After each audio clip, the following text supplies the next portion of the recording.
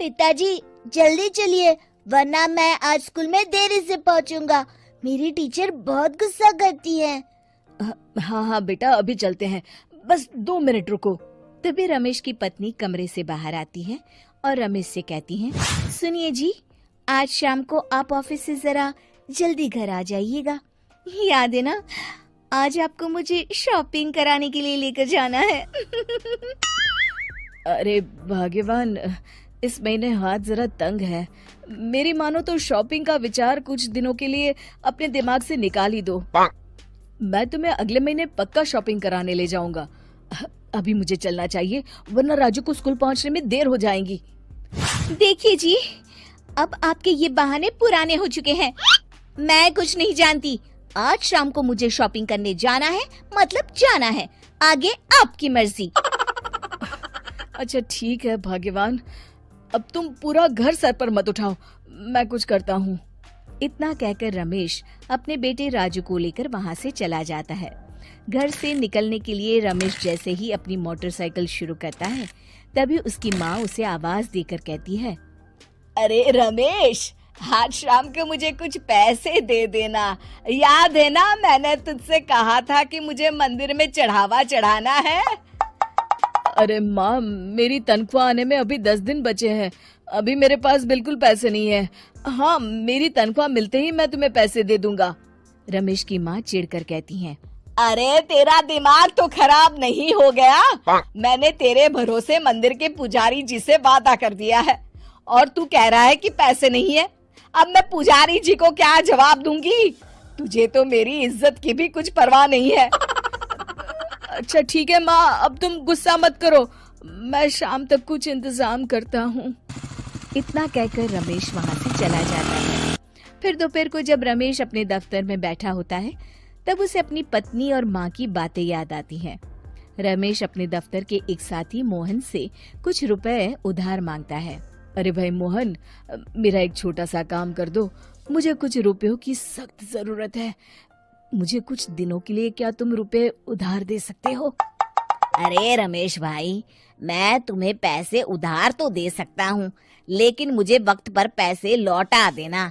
वैसे भी मेरा मानना है कि दोस्ती यारी में कभी पैसों का व्यवहार नहीं करना चाहिए। ये कहावत तो तुमने सुनी ही होगी कि उधार प्रेम की कैंची है। मैं नहीं चाहता कि पैसों को लेकर हमारा रिश्ता खराब हो। अरे मोहन, तुम बिल्कुल चिंता मत करो, मैं तुम्हारे पैसे वक्त पर लौटा दूंगा। फिर मोहन रमेश को पैसे दे देता है। शाम को घर आकर रमेश कुछ पैसे अपनी माँ को देता है और साथ ही अपनी पत्नी को भी शॉपिंग कराने बाजार लेकर जाता है। रमेश की पत्नी और उसकी माँ का स्वभाव जरूरत से ज्यादा खर्चीला होने के कारण दोनों हमेशा बेवजह पैसे खर्च करती हैं। फिर एक दिन, सुनिए जी, अगले हफ्ते हमने छुट्टियों में कहीं बाहर जाने का प्लान बनाया था। आपने पैसों का इंतजाम कर लिया ना? अरे अभी कहाँ, अभी तो मेरे पास बिल्कुल पैसे नहीं है। हम कभी और चले जाएंगे। देखिए जी, मैंने सभी सहेलियों से कह दिया है कि मैं बाहर घूमने जा रही हूँ। अगर मैं नहीं गई तो सब मुझ पर हंसेंगी। आप कहीं से भी पैसों का इंतजाम कीजिए जी। इतना कहकर रमेश की पत्नी वहाँ से चली जाती है। वहीं दूसरी तरफ रमेश की माँ भी तीर्थ यात्रा जाने की जिद करती है और रमेश से पैसे मांगती है। फिर अगले दिन रमेश एक सेठ से पैसे उधार लेकर अपनी पत्नी और बेटे को घुमाने ले जाता है और अपनी माँ को भी तीर्थ यात्रा पर भेज देता है।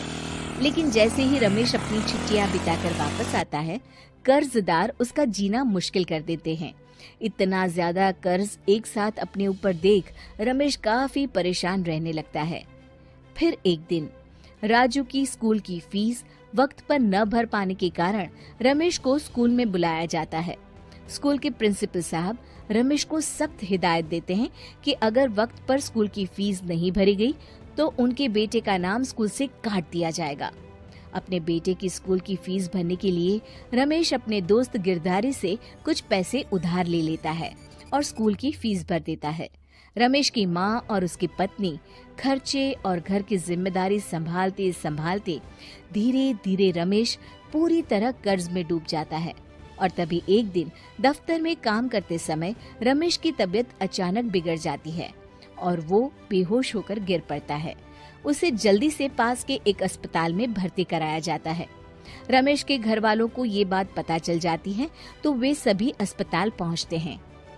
अस्पताल के डॉक्टर साहब उन्हें बताते हैं, देखिए, देर रात तक जागने और जरूरत से ज्यादा काम करने की वजह से इन्हें चक्कर आ गया था।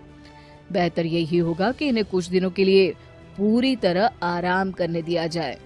रमेश की हालत देखकर उसके बेटे राजू को बहुत गुस्सा आता है और वो अपनी दादी और माँ से कहता है, माँ, दादी, मैं इतना छोटा हूँ, फिर भी मैं इतना समझता हूँ कि पिताजी दिन रात दफ्तर में काम करके पैसे कमाते हैं। पिताजी अकेला पूरा घर संभालते हैं और आप दोनों अपने फिजूल के खर्चों के लिए उन पर दबाव डालते रहते हैं। आज पिताजी की हालत के जिम्मेदार तो आप दोनों हैं। राजू की समझदारी भरी बातें सुनकर रमेश की माँ और पत्नी को अपनी गलती का एहसास होता है और दोनों की आंखों में आंसू आ जाते हैं। फिर कुछ दिनों के बाद रमेश की तबीयत एकदम अच्छी हो जाती है और वो पहले की तरह अपने काम पर जाने लगता है। रमेश की माँ और पत्नी अब उसे किसी प्रकार की कोई तकलीफ नहीं देते और ना ही उससे किसी चीज की मांग करते हैं। फिर देखते ही देखते रमेश अपने कर्ज के सारे पैसे चुका देता है। उसकी जिंदगी पहले की तरह अच्छी हो जाती है और वो अपने परिवार के साथ खुशी खुशी रहने लगता है। शिक्षा, हमारे रिश्ते एक तराजू की तरह होते हैं जिसकी दोनों ओर जिम्मेदारी और समझदारी का वजन बराबर होना चाहिए।